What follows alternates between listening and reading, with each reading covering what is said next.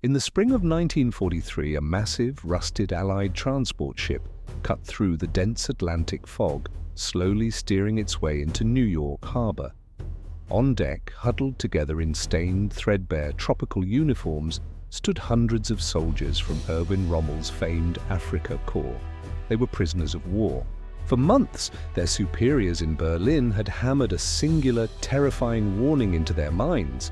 If the Americans capture you, they will starve you, beat you, or work you to death in forced labor camps. Many of these men had kept hidden cyanide capsules in their pockets, genuinely believing they were stepping off the ship and straight on to the gallows. But as the ship glided past the Statue of Liberty and drew closer to the docks, something strange happened. A heavy, suffocating silence fell over the entire deck. The German soldiers didn't see a broken, war-torn nation. They didn't see an impoverished wasteland ruined by economic collapse, as Joseph Goebbels' propaganda machine had promised them for years. Instead, they stared open-mouthed at an impossible sight. The Manhattan skyline towered into the clouds, untouched by a single bomb. The harbor was a chaotic, roaring beehive of industrial might, jammed with ships, cranes, and boundless energy. But it wasn't the buildings that broke their spirit, it was the lights. As dusk fell, the entire city of New York lit up like a Christmas tree.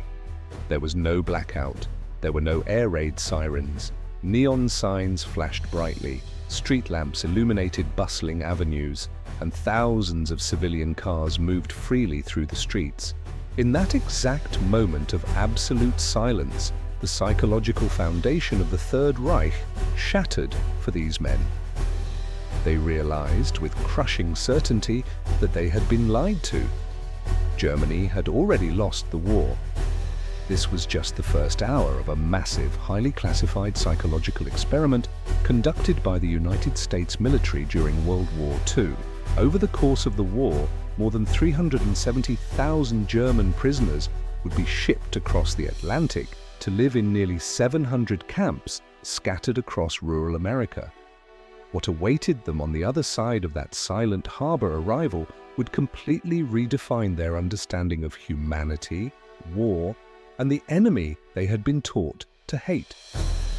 The journey into the American heartland only deepened the shock. After being processed at the ports, the prisoners expected to be shoved into cramped, freezing cattle cars, the standard method of military prisoner transport in Europe. Instead, they were escorted onto pristine, steam-heated American passenger trains. They were given upholstered, cushioned seats. As the trains rolled out of the Northeast and into the vast expanses of the American Midwest and South, the Germans spent days staring out the windows in a trance-like silence.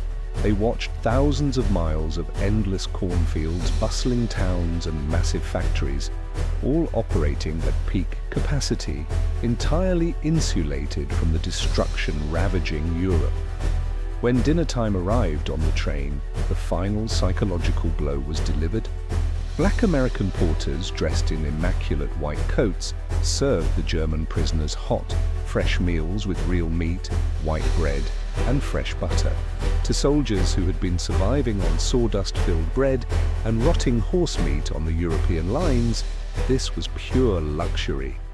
They couldn't comprehend that a country could feed its prisoners better than Germany could feed its frontline elite troops.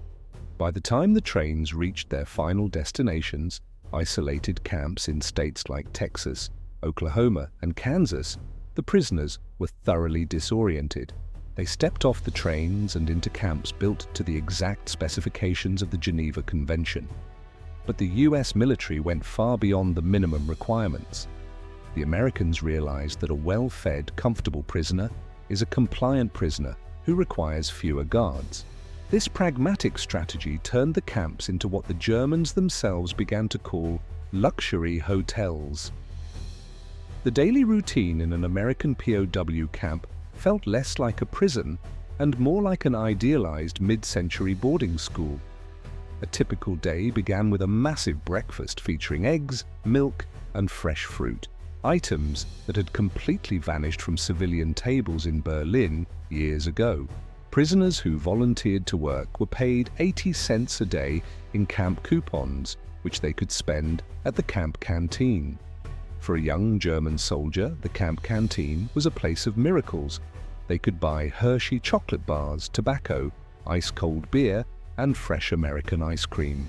Records show that the average German prisoner gained between 20 and 30 pounds within their first few months of captivity, their bodies rapidly recovering from the hollow look of wartime malnutrition. But the real magic happened beyond the barbed wire. Because millions of young American men were fighting overseas, the United States was facing a catastrophic agricultural labor shortage. The German prisoners were put to work harvesting cotton in Texas, picking citrus fruits in California, and cutting timber in the Midwest. This brought them into direct, daily contact with ordinary American civilians. Many of these rural farming communities were heavily populated by families of German descent who still spoke the language. Before long, the formal barriers of war began to dissolve. American farmers regularly invited their German laborers to sit down at the family dining table for lunch. Guards became so relaxed that, in many small towns, prisoners were allowed to walk into town unescorted to watch a movie or buy supplies, trusted to simply walk back to camp before nightfall. Fleeing was practically non-existent. One historical report details 2 German soldiers who did walk away from a camp, only to turn themselves back in a few days later because they couldn't find a restaurant that met their standards on the road. They realized that freedom in a war-torn world paled in comparison to the safety and comfort of an American prison camp. However, this domestic paradise was not without profound friction. Back in Washington and across major US cities, public outrage was boiling over. American citizens dealing with strict rationing of sugar, meat, and gasoline began to protest furiously. Mothers who had just received telegrams that their sons were killed by the Wehrmacht in Europe opened their local newspapers to see photos of smiling German soldiers sunbathing and drinking Coca-Cola. Even more glaring was the deep, painful societal hypocrisy of the era. The American South was still governed by strict Jim Crow segregation laws. Under these laws, a white Nazi prisoner of war was legally allowed to sit inside a clean, air-conditioned diner, use the main restrooms, or sit in the front of a bus, privileges that were violently denied to the black American soldiers who were risking their lives to fight fascism overseas. Inside the camp walls, a darker internal war was also raging. The US military had made a critical mistake. They did not screen the prisoners based on political ideology. Regular, apolitical teenage conscripts were locked in the same barracks as fanatical, hardline SS officers and Gestapo agents. These Nazi zealots quickly established a shadow totalitarian regime behind the barbed wire. They monitored their fellow prisoners for any sign of Americanization or anti-Hitler sentiment. If a prisoner spoke too highly of democracy or listened to American jazz music, the camp's internal Gestapo would hold secret, midnight kangaroo courts. Dozens of German prisoners were systematically beaten, forced into staged suicides, or outright murdered by their own fanatical comrades, right under the noses of unsuspecting American guards. When the spring of 1945 arrived, bringing the total collapse of the Third Reich and the horrific revelations of the Holocaust, the atmosphere in the American camps shifted overnight. The leniency stopped. The US military immediately slashed camp rations to the bare minimum and forced every single German prisoner to sit in dark camp theaters to watch the raw, unedited footage of the liberation of Bergen-Belsen and Buchenwald. For the regular soldiers, the silence returned, but this time it was a silence of profound horror, grief, and overwhelming shame as they realized the true nature of the regime they had fought for. By 1946, the camps were dismantled, and the prisoners were shipped back to a decimated, starving, and divided Germany. The transition back to reality was brutal. However, America's unique experiment of winning the enemy over through the stomach achieved a massive, unspoken geopolitical victory. Post-war surveys revealed that over 70% of the repatriated German prisoners returned home with a deeply rooted, fiercely positive view of American democracy.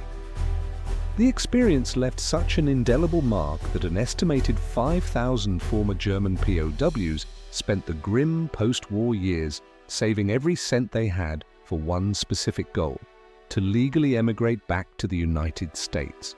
They chose to return with their families to live out the rest of their days as free American citizens, settling in the very land that had once held them captive behind barbed wire. In the grand theatre of history, the most devastating weapon against fascism wasn't just found on the battlefields of Europe. It was delivered on a train ride through the American heartland, wrapped in dignity, abundance, and a quiet moment of overwhelming truth.